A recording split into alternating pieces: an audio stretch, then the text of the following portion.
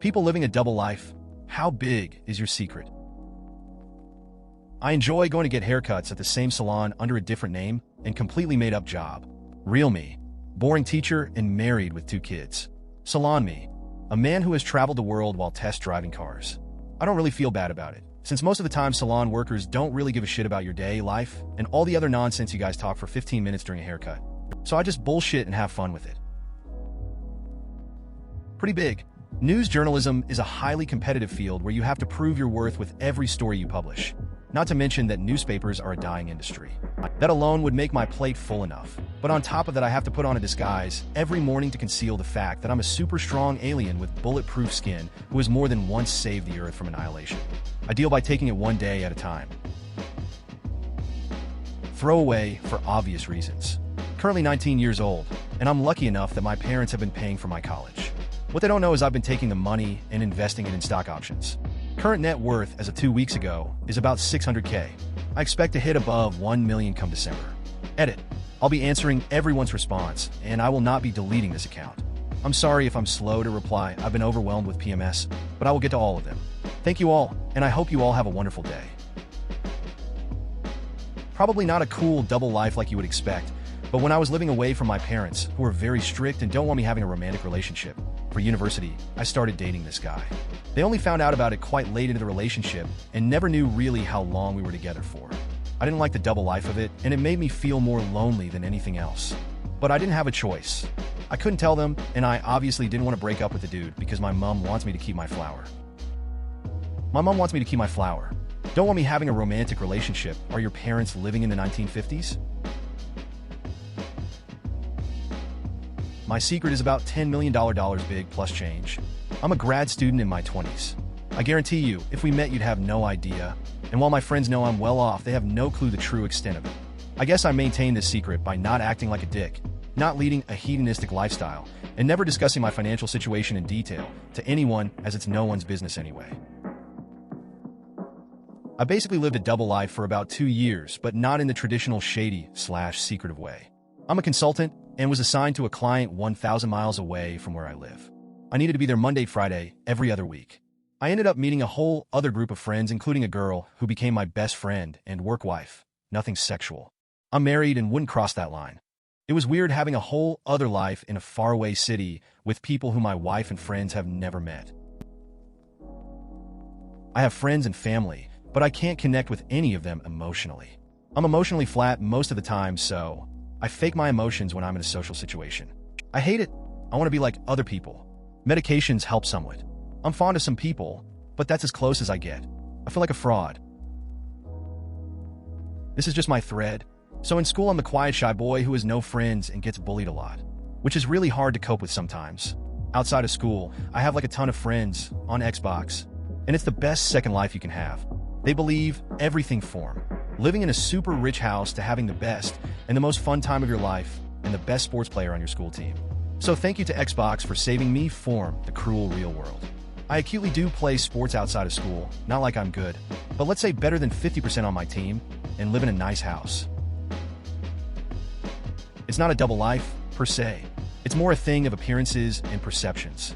I enjoy debating, and I'm big on semantics and proper use of language to convey your intentions. The short end of it is that I think people often either very poorly convey their thoughts or do not think about the implications of the things they say. So, I look like a raging pedant who's only out to make himself look smart. Thing is, I'm huge on human rights, empathy, and making sure I try to understand the perspective everyone comes from when I deal with them. I'm a pacifist who cares enormously what other people think about me, and I support feminism and various associated equality movements. But the only thing people see about me is what they see on the surface, which is that I don't like to see people misrepresent their own opinions through half-baked use of linguistics. So, I'm that guy. It's cool because I don't do decent things to get recognized, but it stinks when everyone who knows me, including most friends, know me for just one thing. Serious response here. This account is my double life, kinda. The internet is the only way I can truly feel open about my sexuality and fetishes. I'm a pansexual furry fella. There's more things that get me going, but I think Reddit would lynch me for it, ha. I'm even starting to learn to write good so that I can write furry smut. I do pretty well at hiding my secrets, too, as my friends joke that I'm asexual. There's only one person who knows a slight bit of my secret, and there's someone I have my complete and utter faith in. Though to be honest, my friends wouldn't give a shit if I revealed my secret, except for the bit that I said Reddit would lynch me for. But I've kept this secret for so long, I don't think I want to let it go so easily at this point. My dogs think I am a super powerful, all-giving deity, capable of leading them safely around a dangerous and threatening neighborhood twice a day, doing my boundary setting all in one spot, opening tins of incredibly delicious nosh, opening and shutting doors, cutting their nails, washing their beds, when in truth, I am a very boring and useless human who loves to do as little as possible.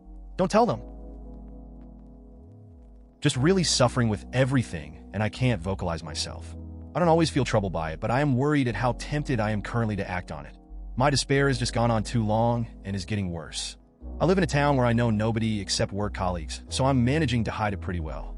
Throwing myself into my work is a good distraction for the time being. I'm a bit late, but whatever. I'm pansexual and an atheist. Among my religious, homophobic parents and anyone in contact with them, I am quiet and introverted. I hardly speak, have no opinions, and I'm generally seen as sweet but a bit awkward. I'm a completely different person around my friends and people I meet. I'm louder, more extroverted, I smile more, I laugh loudly, and no subject is taboo. I'm confident, opinionated, and I talk a bit too much. I don't want to lie about who I am, but I don't want to hurt my parents either. So I just hide it. I'm no longer in the situation, but it was as crazy a double life as I've ever heard of. There's some more of the story in this account's comment history, and I'll check on it again for a couple days if you have questions, but I keep it well separate from my regular profile. Life 1, pretty typical college student.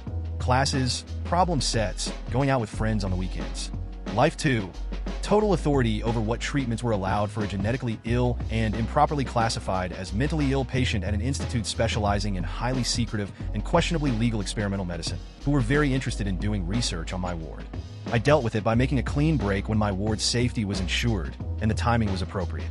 I still keep tabs on their life, but only at a distance. They're in a much better situation now, and I'm not going to do anything to drag either of us back into that world. Edit. Also, you're welcome to be skeptical, and rightfully so, but this is a 100% serious response. Can't really say it was a double life, but I certainly had an heteronym for a couple of months. I met a girl with the same nationality as me, and I told her I was from another country, and we spoke in English, not native language, for a couple of months. Whenever I was with her, I was afraid that someone that knew the real me would approach me and talk to me. Eventually, I started to feel bad for doing it and told her the truth. My double life isn't really a double life, I guess. I'm a secret millionaire. My friends all know that I am successful in some degree with what I do. However, to no extent do they, or will they know how much I have in my accounts. Yes, when I go out, I buy drinks, pay for all the flash stuff, but that can happen when someone is simply good with money. When in fact I have a basic job in IT security, but I also have 5 investment properties, a large share portfolio, I own my own company, and also own a few smaller companies. I refuse to tell anyone other than my closest friends. Even my partner's parents do not know. Not happening anymore, but while I was going to grad school full-time at a state university, which was also my employer since I was the managing researcher in one of their smaller departments, I was also a student at a small Bible college where I lived on campus.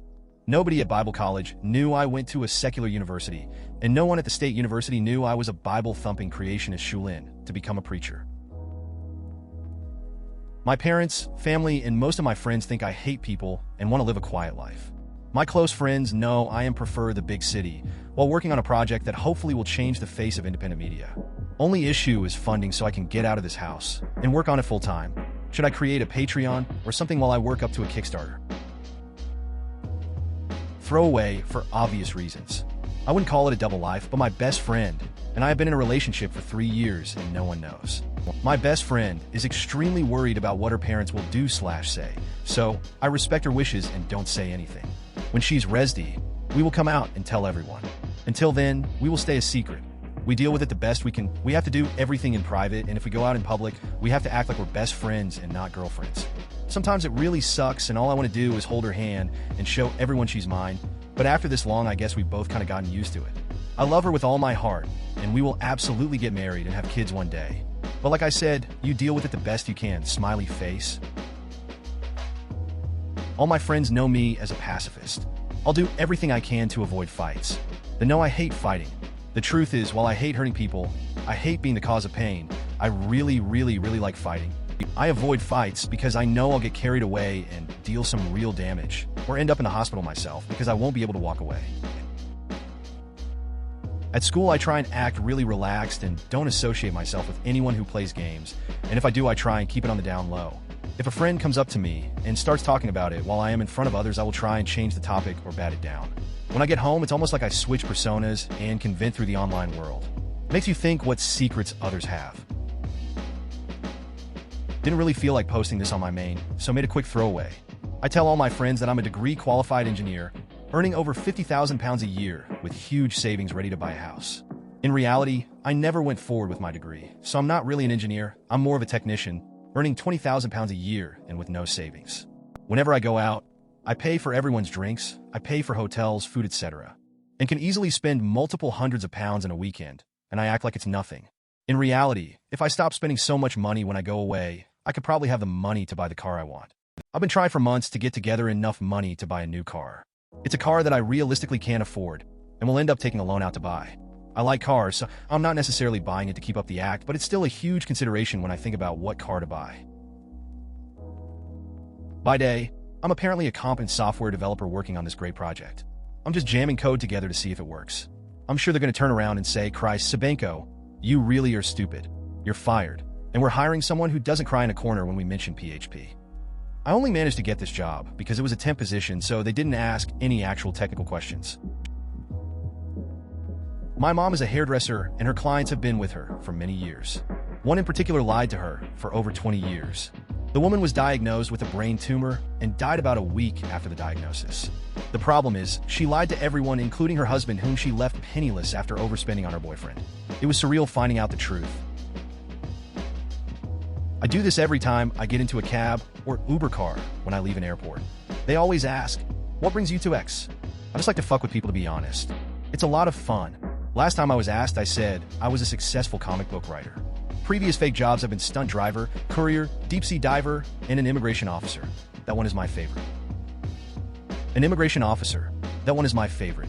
I know you probably BS'd a better story, but all I can imagine is you getting excited about fake filing reports and maybe conducting interviews. I feel like hiding wealth is easier than being honest about how to deal with wealth. I can see how it could cause complications in certain relationships, but at the same time, it would be more about your approach to wealth and fostering a dynamic that you're comfortable with the people you care about.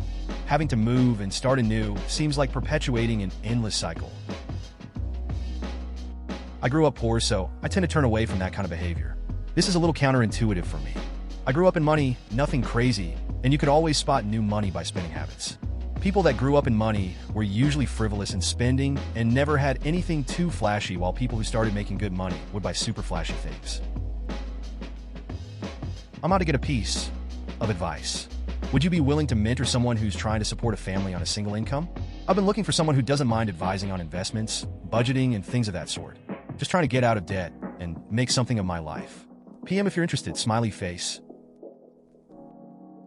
A combination of scholarships and my parents putting in a ridiculous percentage of their income into my education meant that I went to a school where the rest of the students were extremely rich. I'm talking about people who owned 2 or 3 vacation houses and went on vacations every break from school. It was interesting for me because I grew up used to a sense of luxury but not expecting it. To me, it was normal that my family rented a 2-bedroom apartment, but some of my friends' families own mansions. This is a major city where land is expensive. I like fine food, but I still consider getting pad thai from the place down the street to be a better treat. As for finding someone you get along with, try to find someone who values the simple things. Good luck. Please consider subscribing if you enjoyed. Love.